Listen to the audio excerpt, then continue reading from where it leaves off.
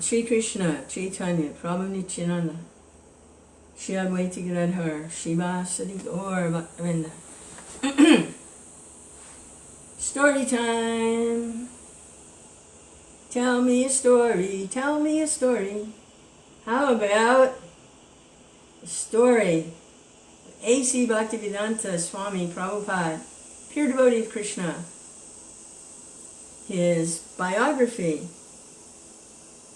written by and compiled by one of his disciples, Satsvarupa Goswami. And very nicely written. It's really, really nice. We're just in the beginning. There's 6 volumes. And we went through the childhood. We went through his college years. We've seen him get married. And now he has met Bhaktisiddhanta Saraswati Goswami. And it's made a huge impression on Abai. He wasn't Bhaktivedanta Swami Prabhupada yet. His family name is Abai Charande. It made a huge impression meeting Bhaktisiddhanta. The first thing Bhaktisiddhanta said to Abai and his friend Narad, they're young men, as soon as he saw them, he said, "Why don't you preach in the West? You're educated young men. Why don't you preach in the West?" And they had just entered the room for the first time. Abai for the first time. He was floored because as growing up in his father's house, his father would always invite different sannyasis and traveling sadhus and babas and gurus and pandits and whoever else was out there for lunch. And every day, Prabhupada said there was 2 or 3 of these men in the house. But most of them,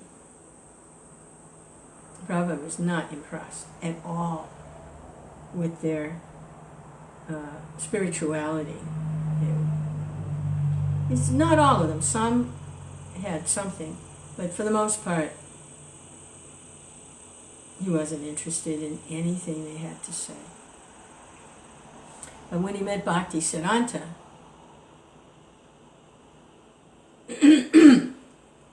he understood instinctively within his heart, yes, this is a guru, a real spiritual master, and I'm taking shelter of him. He knew that instinctively. But Prabhupada at the time was married with children. He was working, he had a business. And so he couldn't just drop everything and follow Bhaktisiddhanta like many other men were following Bhaktisiddhanta, and they were in the renounced order. They were sannyas or brahmachari, without family, without jobs. And they were full-time serving in the temple, full-time traveling and preaching. But Prabhupada couldn't do that. So he was lamenting, "Wish I wasn't married, wish I didn't have a business. I could just go and be with him right now, but I can't. I have these duties, I have these responsibilities."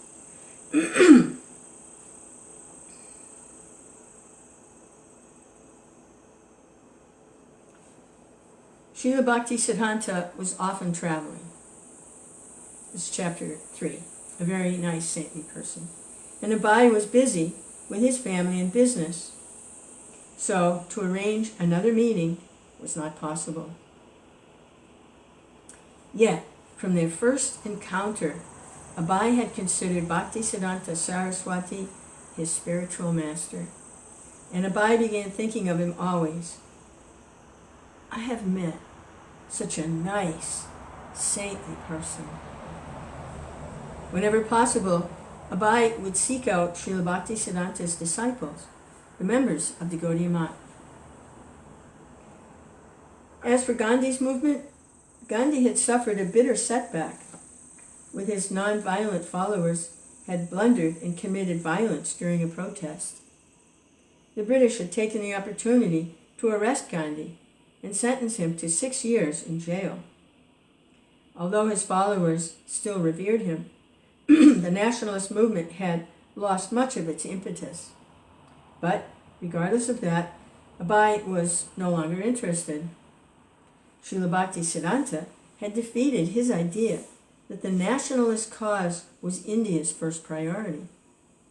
He had invoked Abai's original Krishna consciousness, and Abai now felt confident that Bhaktisiddhanta's mission was the real priority. Srila Bhaktisiddhanta had invited him to preach, and from that moment Abai had wanted to join the Gaudiya Math as one of Srila Bhaktisiddhanta Saraswati's disciples.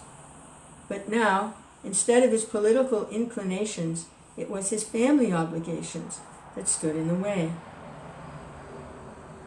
He was no longer thinking, first let us become an independent nation and then preach about Lord Chaitanya. Now he was thinking, I cannot take part like the others. I have my family responsibilities. And the family was growing. In 1921, Abai and his wife had their first child, a son. And there would be no more income, and there would be more children, and there would be more children, and more income would be needed. Earning money meant sacrificing time and energy, and it meant, at least externally, being distracted from the mission of Bhaktisiddhanta Saraswati. Indian culture had the highest regard for the family institution, and divorce was unheard of. Even if a man was in great financial difficulty, he would remain with his wife and children. Although Abai expressed regret at not being a sannyasi disciple in the Gaudiya Math, he never seriously considered leaving his young wife so early in their marriage. Gormahan was pleased to hear of his son's attraction to a Vaishnava guru, but he never expected Abai to abandon responsibilities and enter the renounced order. A Vaishnava could remain with his wife and family, practice spiritual life at home, and even become active in preaching. Abai would have to find ways to serve the mission of Bhaktisiddhanta Saraswati as a family man.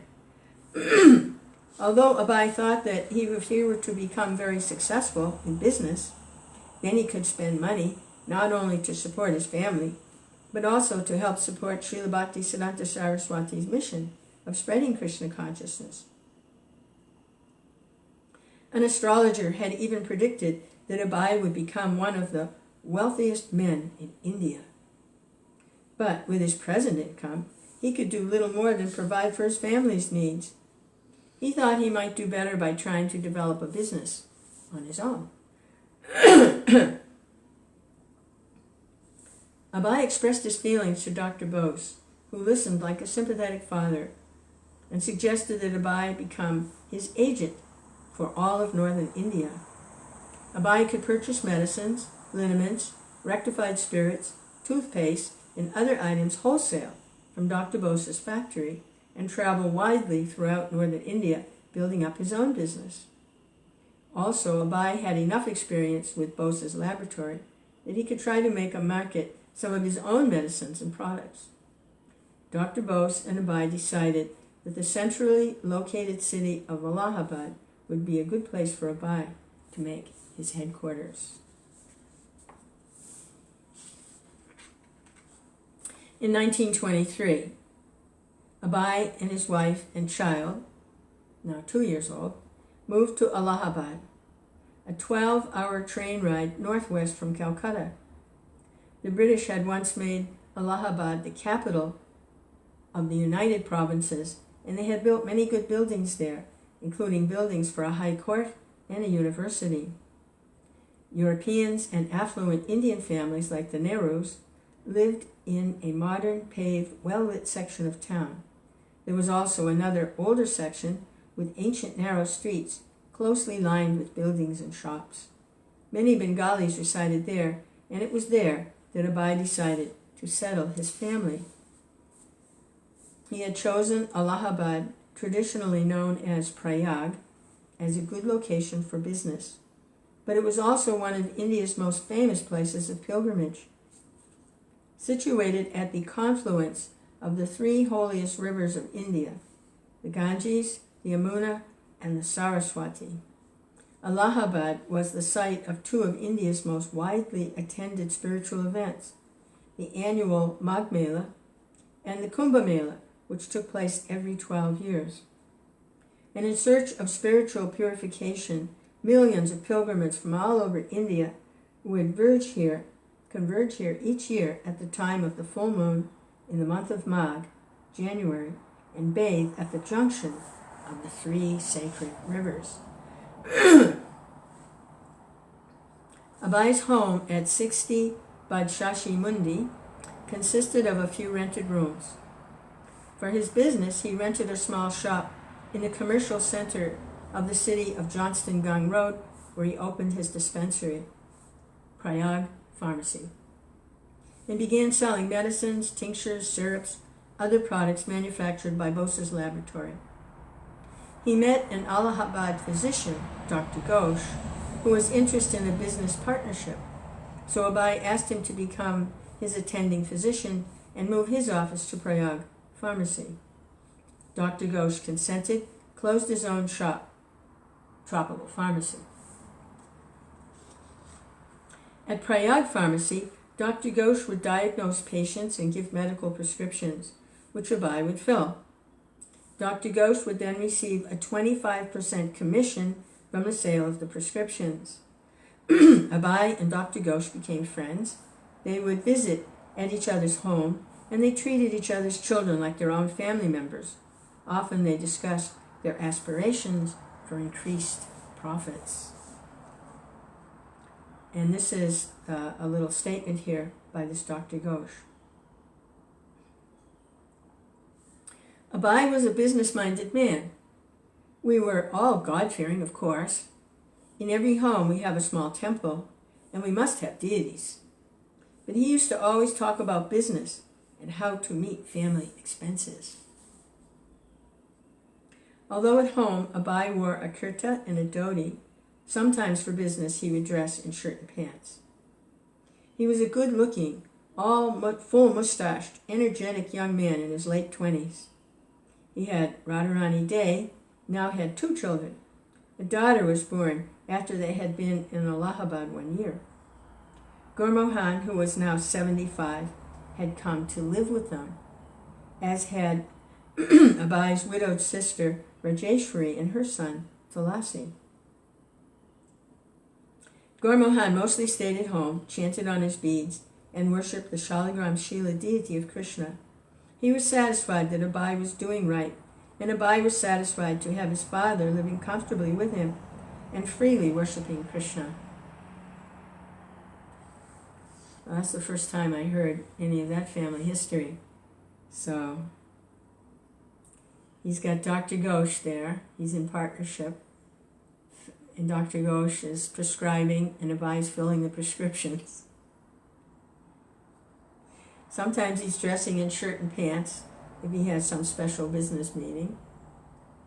He was good looking, in his late 20s, and he now had 2 children after the first year in Allahabad. His father, Gomahan, had come to live with him, and Abai's sister, who became a widow, and her son, Tulsi. A lot going on in that house. Jai Srila Prabhupada. He built a house the whole world can live in, so he's practicing here. to giving shelter to all these devotees. Abai led a busy life. He was intent on building his business. By 8 a.m., yeah, why? Because he wanted money? Well, yeah, but he saw it as a way to serve Bhaktivedanta. As a householder, was to help support. So he wanted to make more money as his way, so he was motivated. Not materially motivated, he was spiritually motivated. Abai led a busy life. He was intent on building his business. By 8 a.m., he would go to his pharmacy, where he would meet Dr. Ghosh and begin his day's work. At noon, he would come home, and then he would return to the pharmacy in the late afternoon.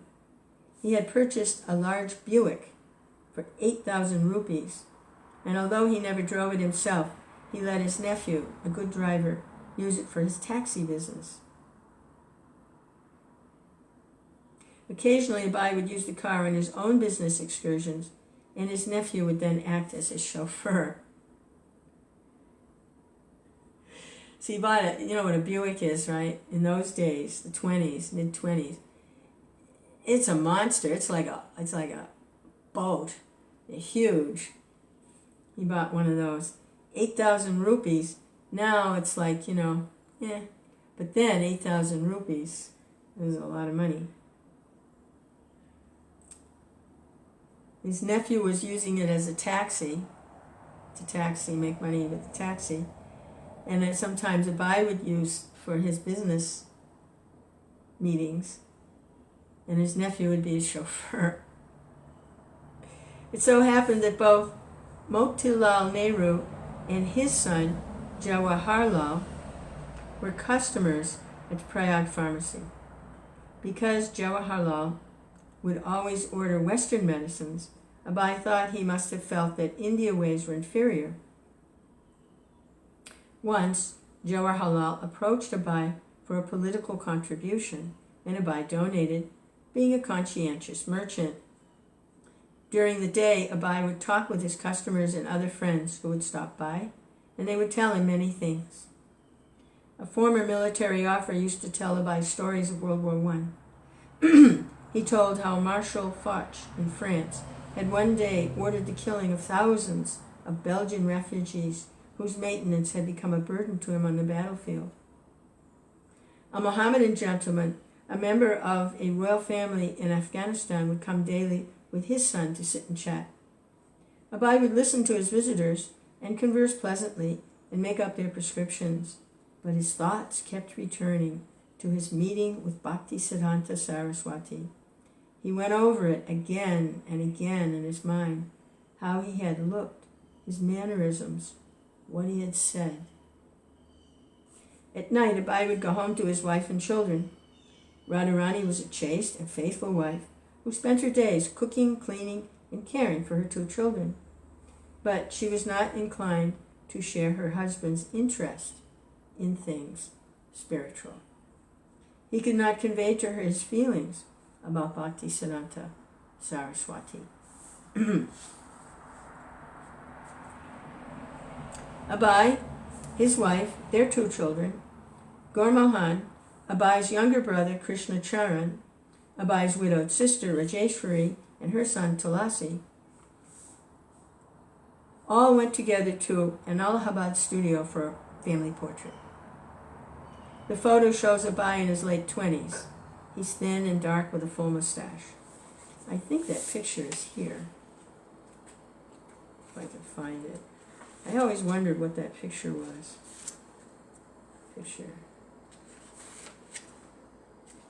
Yeah, the pictures in this book show everything. I think it's here.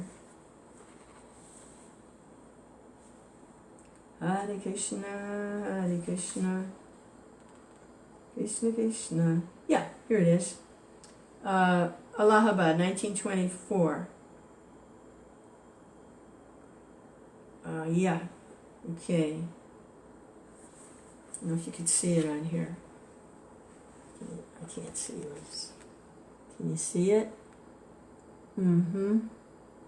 Prabhupada's holding his small son, or maybe his daughter, on his lap, and his wife is standing behind him. His father's there, the older gentleman, and yeah.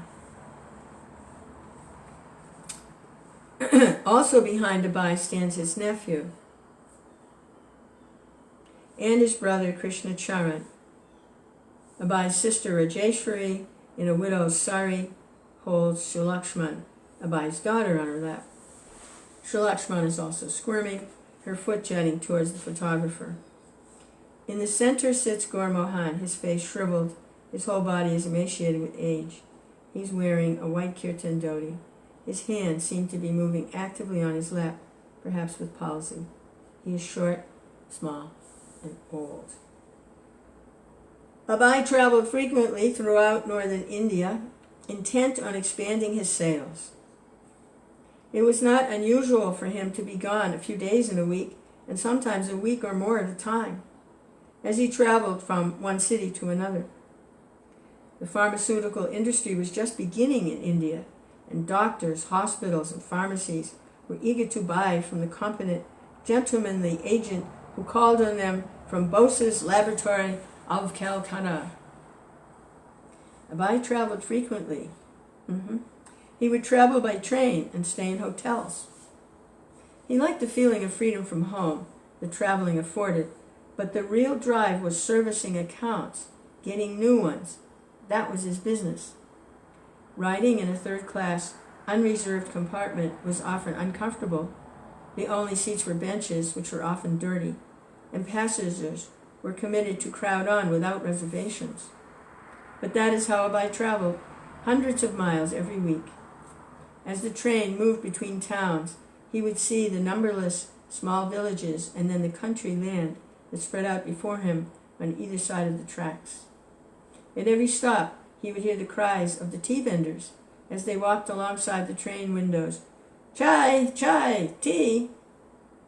The British had introduced it, and now millions of Indians were convinced they could not get through the morning without their little glass of hot tea. As a strict Vaishnava, Abai never touched it, but his wife, much to his displeasure, was becoming a regular tea drinker. Although Abai was accustomed to dressing as a European businessman, he never compromised his strict Vaishnava principles. Most of his fellow Bengalis had taken up fish eating, but Abai was always careful to avoid non-Vaishnava foods, even at hotels. Once, at a vegetarian hotel, the Empire Hindu Hotel in Bombay, he was served onions. And sometimes hotel people tried to serve him mushrooms, garlic, and even eggs. But all of these he carefully avoided. Keeping a small semblance of his home routine, he would take his bath early in the morning with cold water. He followed this routine year-round, and when in Saharanpur, he did so during the bitter cold weather. The hotel keeper was greatly surprised. Abai conversed with many people in his travels. A doctor in Dhaka told him that on his way to the office, he had passed a farmer talking to a friend and could tell by the sound of the farmer's cough that the farmer would die within a few hours. Another doctor told Abai that he had just come from seeing a pneumonia patient who was defying nature and medical science by continuing to live. He met a Mohammedan doctor in Gaya who lamented that he had just lost a patient, although he had given the man the very best medicine. Such accounts of men, from men of the medical profession, confirms Abai's conviction that without God's sanction, no one could be saved. Not that he ever thought of his medical sales as philanthropic work. Bhaktivedanta Saraswati had already convinced him that the only way to save a person was by giving him Krishna consciousness. Abai's medical products were strictly for his business. On one business trip, it was in 1925, he traveled through Agra, only 40 miles south of Vrindavan. Taking the opportunity, he made his first visit to visit holy Vrindavan, fulfilling his childhood aspiration. He loved the sight of Vrindavan, but he could spend only a day or two. Even a single day away from his sales work would be critical. As a reverent pilgrim, Abai visited a few temples, especially the principal's temples established by the followers of Lord Chaitanya, but he had to move on. There were also risks in traveling. Once he was sitting in a train compartment in Mathura station when a monkey suddenly entered and took away his belongings. Yeah, what they do is, the monkeys, they try to steal things from people, like cameras, suitcases, glasses, pens and pencils, whatever they can get. They stalk the person, and at an opportune moment they try to grab whatever it is the person has. And then the monkeys go to the shopkeepers, like shops are kind of like a flea market. It's not like there's big stores with security guards and stuff. It's kind of like an open-air market, mostly, and like a flea market. And they'll go up to the shopkeeper and they'll give them the camera in exchange for some bananas. Or they'll give them the suitcase for some bananas or peanuts or something. And they have a business going, these monkeys. So this monkey suddenly entered and took away Abai's belongings. Early one morning before dawn, while he was on his way to Kanpur in a two-wheeled horse carriage, the horse was going at a fast trot when suddenly it hit a large heap of rubbish in the middle of the road. The carriage turned upside down. Horse, driver, and carriage all landed in a heap, and Abai was thrown into the air. But he landed unharmed, feeling as though he had just changed to another seat. Because Abai sat but said nothing, the driver thought he had been knocked unconscious and became anxious. The passenger was all right, however, and the driver considered it a miracle, since the cart had so violently ejected him. Abai took it that he had been saved by Krishna, and he remembered similar incidences, starting with his childhood when his clothing had caught on fire. Krishna had always protected him. For 5 years, Abai traveled widely out of Allahabad, and when he was home, he put in long hours at the dispensary. But he also spent time with his wife and played with his children. So there's a little quote here from Srila Prabhupada. When my son was about 2 years old, he was very naughty, always doing something mischief. My friends used to visit me and call my son Pacha. Pacha, if you sit down for 1 minute silently, I'll give you a gift. But the boy failed. He could not sit down even for a moment. There was a table fan, and Pacha was whining to touch it. I said, no, don't touch. But again he tried to touch it. So my friend said, just lower the speed and let him touch it. So I unplugged the fan. He touched it. It did not harm him, but it hit his finger with a loud noise. And then he would not touch it again. I would ask him, touch again, but he would not. Okay, so the story continues now. As soon as his daughter, Sri Lakshman, could speak, he began teaching her the Bengali translation of the prayer Guruvastika, which begins, Samsara dava nanalida loka chanaya karina ganaganatvam praptasya kayana gananavasya vande giroshi charana ravinda. Translated, the spiritual master is receiving benedictions from the ocean of mercy, just as a cloud pours water on a forest fire to extinguish it. The spiritual master extinguishes the blazing fire of material life, of repeated birth and death. Except for his obligatory travels, Abai stayed at home and satisfied his family. He tended diligently to his business, and it prospered.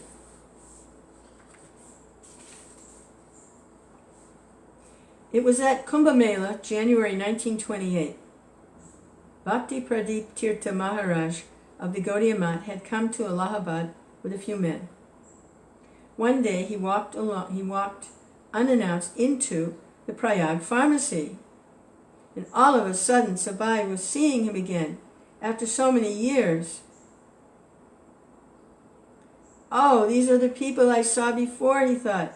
Gaudiya Math, yes. Come in. Bhakti Pradip Tirtha Swami was the same sannyasi who had visited Narendranath Malik in Calcutta, a visit that had led to Abai's going to visit Bhaktisiddhanta Saraswati. Folding his palms in a humble gesture, standing before Abai in simple saffron khadi robes, his shaven head with a tuft of sika in the back, his forehead marked with Vaishnav tilak, Tirtha Maharaj said to Abai, we are new here. We are going to establish a temple on Abahad. We have heard your name, so we have come to you. Please help us. Abai was joyful. Yes, I will help you. He contributed what money he could and then introduced Tirtha Maharaj to Dr. Ghosh, who also contributed. Abai visited the Gaudiya Math devotees. Abai invited the Gaudiya Math devotees to come to his home and hold a bhajan and lecture. His wife would cook prasad. They accepted, but when they arrived, there was a misunderstanding. Gaur Mohan, who was an invalid, was staying in his room upstairs. Please come down, Abai called. There's a meeting of the Gaudiya Math. Gaur Mohan came downstairs. But when he saw the sadhus, he mistook them for impersonalists from a non-devotional mission. He had not heard correctly what Abai had said. Gaur Mohan took his seat, but he observed the saffron cloth men sullenly and even made a critical remark. Abai, who was enlivened at the opportunity to associate with the Vaishnavas and hear from them Krishna Katha, could not understand his father's behavior. Then, as soon as Bhakti Pradeep Tirtha Swami began his lecture, Gaur Mohan understood. Oh, they're Vaishnavas! He cried. Old and invalid as he was, he immediately fell down at their feet. I misunderstood you, sir. I thought you were sannyasi from another mission. I'm glad to meet you.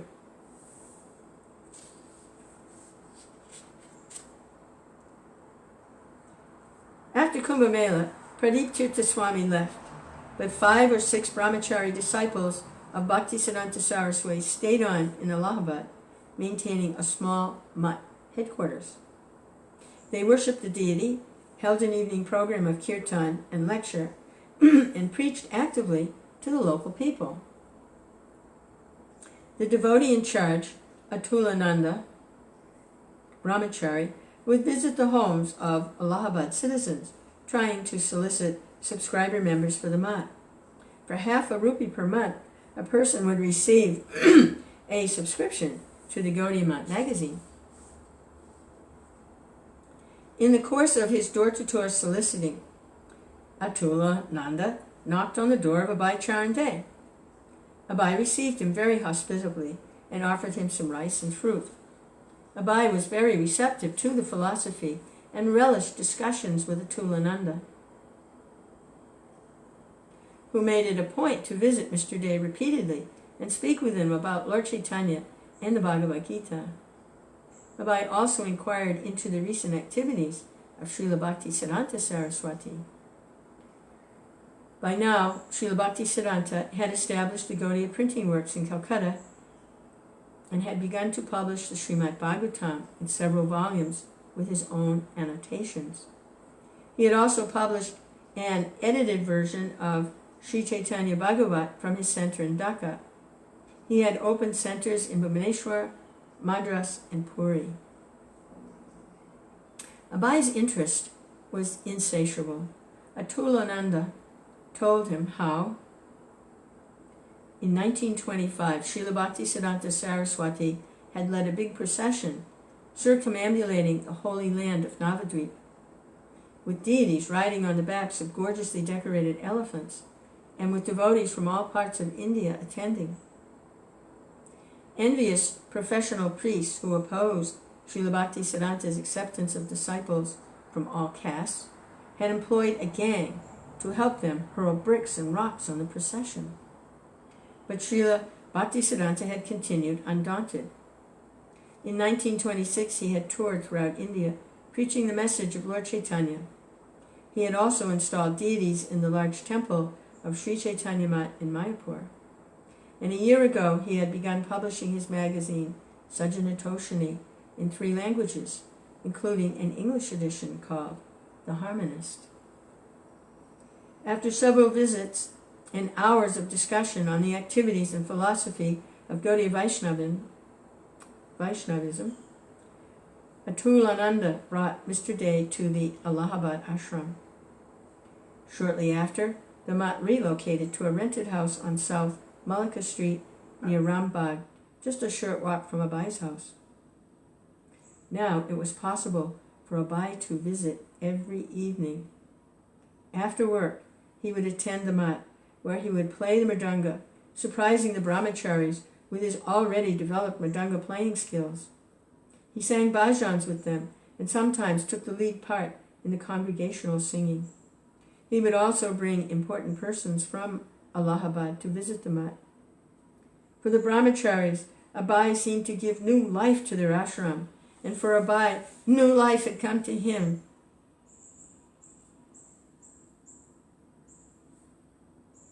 In his reunion with the disciples of Bhaktivedanta Saraswati.